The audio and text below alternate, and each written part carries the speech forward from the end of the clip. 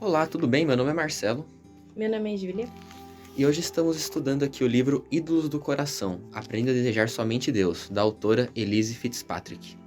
Hoje a gente vai falar um pouquinho sobre o capítulo 6, Conhecendo o Seu Coração. Esse capítulo começa contando a história de Raabe, que morava em Jericó, e para quem não sabe, a história dela está descrita lá principalmente em Josué 2, e Raabe ela era uma meretriz que trabalhava nessa cidade. E a autora aqui, ela dá um contexto muito grande, né, da vida de Raabe. Então, ela fala ali que Raabe nunca tinha conhecido, nunca tinha ouvido falar ali do Deus de Israel, ou talvez só tinha ouvido falar daqueles viajantes que eram chamados como filhos do Deus vivo, alguma coisa assim.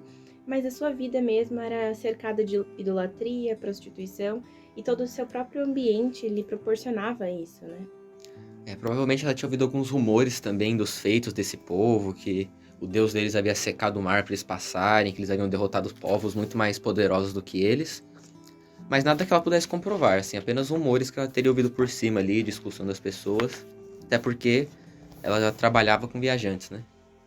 E ouvindo falar, né, quando ela hospeda aqueles espias israelitas, né, ela talvez pudesse ter até imaginado que ganharia alguma coisa com aquilo, ou seria mais uma forma do seu trabalho ali ser exercido, mas ela realmente percebe algo diferente naqueles homens. Uma índole, né, um caráter talvez um pouco diferente. Eles não estavam interessados realmente no seu trabalho ali oferecido, mas eles pareciam honestos e devotos, a autora traz aqui. Sim, e aí vem uma grande revelação ali, que a gente pode dizer até que foi obra do Espírito Santo, que ela teve uma fé sobrenatural, que é descrita em Josué 2,9, que ela reconhece. Diz assim: Bem sei que o Senhor vos deu esta terra. Grande pavor de vós caiu sobre nós, e que todos os moradores desta terra se derretem de medo diante de vós. Quando ouvimos isso, os nossos corações se derreteram, e em ninguém mais havia ânimo algum por causa da vossa presença, porque o Senhor vosso Deus é o Deus em cima do céu e embaixo da terra. É impressionante ela ter chegado a essa conclusão por conta própria, impossível na realidade, é uma prova clara do Espírito Santo agindo na vida dela, uma grande fé sobrenatural ali. Porque Jericó era uma cidade muito fortificada, murada, e assim, era praticamente impensável pensar que alguém conseguiria invadir um povo desse, principalmente um que teoricamente era mais fraco, um povo andarilho ali. E realmente, né, como será que ela podia imaginar, né, que o Senhor tinha dado aquela terra? Como será que ela arriscaria a própria vida? Ou por que que ela arriscou a própria vida? Como que ela sabia que o Deus de Israel é o Deus verdadeiro, né? Então realmente não temos totalmente a resposta dessas perguntas, mas cremos que foi obra do próprio Espírito, né? Ou se o Senhor quis se revelar ali ao coração dela também o fez. E a história de Raabe, ela se torna ainda mais interessante porque a linhagem de Raabe após, né, é muito interessante. Ela se casa e tem um filho chamado Boaz, que depois se casa e se casa com Ruth, também famosa. Tem um filho chamado Obed, que é pai de Jessé, que é pai de Davi. Então, da linhagem de Davi nasce o próprio Jesus. Então, essa mulher que parecia mais uma idólatra ali naquela cidade, esquecida, foi uma grande, importante mulher ali na história da Bíblia, né? E também, inclusive, é citada até nos Heróis da Fé, lá em Hebreus. Após essa contextualização com a história de Raabe e os desdobramentos, a autora começa a discutir um pouco sobre coração. Só que o coração que está descrito na Bíblia é um coração diferente do que a gente está acostumado a lidar aqui no nosso mundo ocidental. O coração que a Bíblia trata é um coração que ele está a par de três partes importantes do funcionamento da nossa vida, que é a nossa mente, as nossas afeições e as nossas vontades. E a autora começa descrevendo um pouquinho sobre a mente, né? Então, quando o coração, o termo coração, ele também pode se referir à palavra mente, ou aquilo que abrange nossos pensamentos, as nossas crenças, entendimentos. E aqui ela destaca vários versículos, né? Um que eu achei bem interessante é o próprio 1 Reis 3:12, que fala assim: Eu darei a você um coração sábio e capaz de discernir. Então, quando ele fala sobre o coração aqui, ele está querendo falar sobre a nossa mente, né? Que é uma mente capaz de discernir as coisas e de saber o que é o sábio. Sim, em seguida ela explica melhor sobre o que são essas afeições. Esse quesito afeições está bem próximo do que a gente entende aqui no Ocidente, que é com relação aos nossos sentimentos, desejos, imaginações, emoções. É a parte mais emocional mesmo. E aqui traz alguns versículos que mostram como isso funciona na Bíblia. E eu vou citar aqui Josué também, 14:8, que diz: Meus irmãos que subiram comigo fizeram derreter o coração do povo de medo. A gente pode ver o uso do coração como algo bem sentimental e forte mesmo. E a última área que a autora vai destacar seriam as nossas vontades, ou que ela chama também de volição, que é aquela escolha e determinação das nossas ações. Então, depois já de eu ter entendido com a minha mente, ter desejado com as minhas afeições, eu vou escolher o que fazer, né? É realmente pôr em prática. Então, essa parte do nosso ser interior que escolhe ou determina quais serão as nossas ações. Uma dos versículos que eu destaco aqui é Josué 24:15. Escolhei hoje a quem cultuares. Então, essa parte da escolha, né? Então, eu desejo, eu penso, eu desejo e escolho. A própria autora ressalta a importância de não pensar essas três coisas de uma maneira muito individual, porque as três funcionam sempre em conjunto. E nunca dá pra saber exatamente quando funciona uma sozinha, separada, porque as nossas decisões partem das três.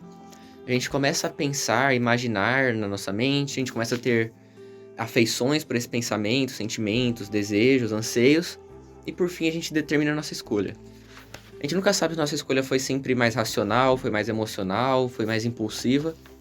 A gente pode tentar repensar um pouco, analisar o nosso coração, sondar ele para tentar descobrir, mas no final das contas essas três coisas estão sempre em conjunto, não dá para separar elas. A autora, ela compara muito com a nossa fisiologia humana mesmo, né? Então, agora que você está nos ouvindo, a gente não consegue discernir qual parte está atuando mais ou menos, porque todas estão atuando conjuntamente. Então, o nosso cérebro está pensando, o coração batendo, o pulmão fazendo ali a nossa respiração, e se cada um deles, ou se um deles parar, a gente vai perceber, mas ao mesmo tempo não conseguimos discernir o que cada um faz. Ela traz aqui também uma passagem da Bíblia para exemplificar melhor como tem essa ação conjunta das três partes do coração, que fica em Hebreus 11:24-27, que diz assim: Pela fé, Moisés, já adulto, recusou a ser chamado filho da filha do faraó, escolhendo, pelo contrário, ser maltratado com o povo de Deus em vez de experimentar por algum tempo os prazeres do pecado. Ele considerou a afronta de Cristo como uma riqueza maior do que os tesouros do Egito, pois tinha em vista a recompensa. Pela fé ele deixou o Egito, não temendo a ira do rei, e perseverou com quem vê aquele que é invisível. Então, aqui um exemplo muito claro, onde Moisés pensa, sente, deseja e depois age com base na sua crença, né? De que sofrer tal afronta por Cristo lhe traria muito mais felicidade, né? Que os prazeres ali da casa de Faraó. Pela graça de Deus, Moisés creu que a própria humilhação ali e privação, por amor à bondade do próprio Deus, eram melhores do que uma vida de prazer e poder ali que o Faraó podia proporcionar para ele.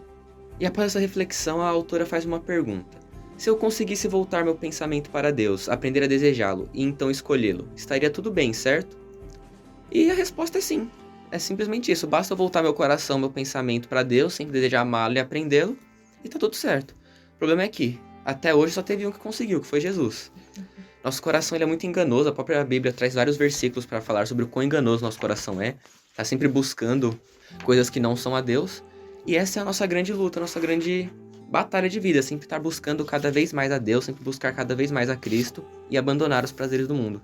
Exatamente. Como foi falado, então, sem a graça do próprio Deus, a gente jamais entenderia totalmente, desejaria ou escolheria o Senhor ali como nossa primeira escolha de vida, né?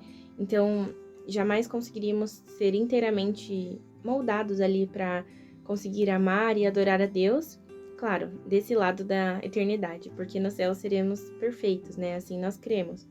Mas o nosso coração é falso, ele nos ilude e nos engana, até quando nós queremos coisas boas, né? Podemos até ter intenções pecaminosas. Um dos versículos que ele traz isso é Eclesiastes 9:3. O coração dos homens está cheio de maldade e de insensatez durante toda a vida. Sim, um próprio exemplo muito grande disso é com relação aos fariseus na época de Jesus. Eles eram grandes religiosos, seguiam à risca a Torá, a lei, eram todos regrados e disciplinados pensando em agradar ao Senhor. Porém, estavam tão cegos na sua idolatria, tão cegos no seu coração enganoso, que não perceberam que estavam crucificando o próprio Cristo, o próprio Filho de Deus. Então, nós precisamos entender isso, travar essa batalha incessantemente e uma batalha interna, né? Todos os dias nós precisamos realmente escolher quem vamos amar mais? Nosso Deus ou a nós mesmos, né? Ou os caminhos que o nosso coração vai nos mostrar. Bom, e aí talvez você esteja pensando, se nosso coração é tão enganoso, ele é irremediavelmente enganoso, por que a gente vai lutar contra a idolatria, já que é uma batalha perdida? E a resposta é muito simples, a resposta é porque sim, porque Deus mandou, e essa é a nossa forma de adorá-lo. É a gente tentar negar os nossos desejos, negar a nossa natureza pecaminosa e buscar sempre estar mais próximo de Cristo. Mesmo sabendo que a gente nunca vai chegar lá, Deus se agrada da nossa tentativa. Se agrada de a gente cada vez batalhar para estar mais próximo dele. E essa luta contra o pecado é importante também porque nela nós podemos descobrir o preço altíssimo que o próprio Senhor Jesus pagou por nós na cruz e aprender a cada dia a ser mais gratos ao Senhor por sua obediência perfeita em nosso lugar. E foi para isso que Deus deixou a palavra dele para nós.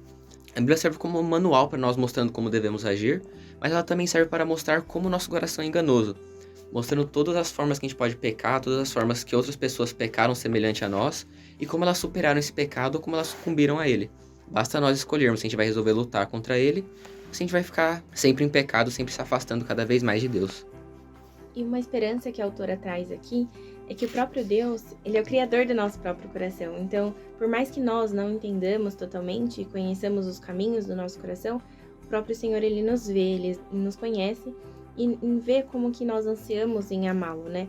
E ele também nos ama totalmente. Por exemplo, lá em 1 Crônicas, ele fala: o Senhor examina todos os corações e conhece todas as intenções da mente. E por fim, a autora ela termina retomando a história de Raabe com relação ao cordão vermelho. O cordão vermelho foi o sinal que Raabe deixou para quando o exército israelita invadisse a terra, de que aquela casa foi da mulher que nos ajudou, que nos salvou, portanto aquela casa não deve ser tocada. Talvez os próprios espias tenham se lembrado do sangue do cordeiro que eles aplicaram sobre as vigas e as ombreiras da porta, né, porque eles estavam presos no Egito. E da mesma forma que o sangue salvou os israelitas da destruição, o cordão vermelho também preservou a vida de Raabe e da sua família. Sempre que a gente está lidando com amores concorrentes, a gente sempre deve se lembrar do sangue de Cristo, pois foi por meio dele que a gente se salva do pecado. Graças ao sangue de Cristo somos limpos do pecado. Portanto, temos sempre que lembrar do sacrifício de Cristo e agradecê-lo por tudo que ele fez por nós. E uma grande esperança que devemos sempre lembrar também é essa, que Deus promete completar a boa obra em nossos corações, né? Conduzir o nosso coração em segurança para o reino eterno dele. Uma reflexão que a autora traz é justamente uma palestra do Spurgeon, uma pregação dele, que fala: por que vos inquietardes e andardes com 1000 ansiedades quando a obra de salvação foi consumada na cruz? Então, uma pregação antiga, né? Ele era um pregador aí bem antigo, mas ao mesmo tempo bem atual, né? Quando a gente vê o nosso mundo atual falando das 1000 ansiedades. Mas realmente a autora nos relembra isso, né? De voltarmos para a cruz, de olharmos para o grande sacrifício e a obra da salvação na cruz. E por fim, eu gostaria de finalizar da mesma forma que a autora. Da mesma forma que Deus instruiu, iluminou e cativou o coração de Raabe, ele pode instruir, iluminar e cativar seu coração. Pode lhe dar paz e alegrias imensuráveis, que fluem para o mundo do sangue sagrado, que ele derramou naquele madeiro aterrador e glorioso.